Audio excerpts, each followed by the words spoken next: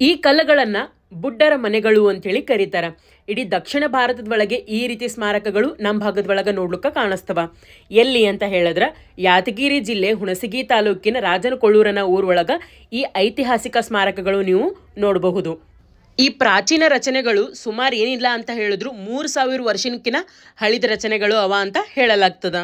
ಇದ್ರ ಬಗ್ಗೆ ಕೇಳಿದಾಗ ಕೆಲವೊಬ್ರು ಏನು ಹೇಳ್ತಾರ ಅಂತ ಹೇಳಿದ್ರೆ ನಮ್ಮ ಪೂರ್ವಜರು ಏನು ಮಾಡ್ತಿದ್ರು ಅಂದ್ರೆ ಇದ್ರೊಳಗೆ ವಾಸ ಮಾಡ್ತಿದ್ರು ಅಂತ ಹೇಳಲಾಗ್ತದ. ಆದ್ರೆ ವಾಸ್ತವಿಕವಾಗಿ ಇದು ಸತ್ತವರಿಗೆ ಮಣ್ಣು ಮಾಡೋ ಸಲುವಾಗಿ ಮಾಡಿರೋಂಥ ಒಂದು ಜಾಗಗಳಾಗಿರ್ತವ. ಹೆಂಗೆ ಗೊತ್ತಾಯಿತು ಅಂತ ಹೇಳಿದ್ರೆ ಒಬ್ಬರು ಸಂಶೋಧನೆ ಕೂಡ ಈ ಬುಡ್ಡರ ಮನೆಗಳ ಮೇಲೆ ಮಾಡಿರ್ತಾರ. ಇದ್ರ ಬಗ್ಗೆ ಸಂಶೋಧನೆ ಮಾಡಿದವ್ರು ಯಾರಂತ ಹೇಳಿದ್ರೆ ಸುರಪುರದ ಆಸ್ಥಾನದ ಒಳಗೆ ಒಬ್ಬ ಬ್ರಿಟಿಷ್ ಅಧಿಕಾರಿ ಇರ್ತಾರೆ ಮತ್ತು ಅವರು ಇತಿಹಾಸ ತಜ್ಞರು ಕೂಡ ಆಗಿರ್ತಾರೆ.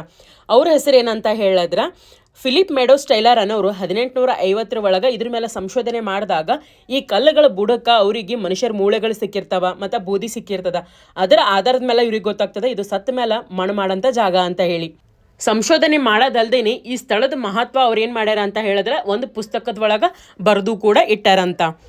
ಆದಿಮಾನವರ ಜೀವನ ಶೈಲಿ, ಅವ್ರ ಯುಗ ಎಲ್ಲದಕ್ಕೂ ಸಹ ಈ ರಾಜನಕೊಳ್ಳೂರು ಅನ್ನೋದು ಒಂದು ದೊಡ್ಡ ಉದಾಹರಣೆಯಾಗಿ ಉಳಿದ್ಬಿಟ್ಟದ.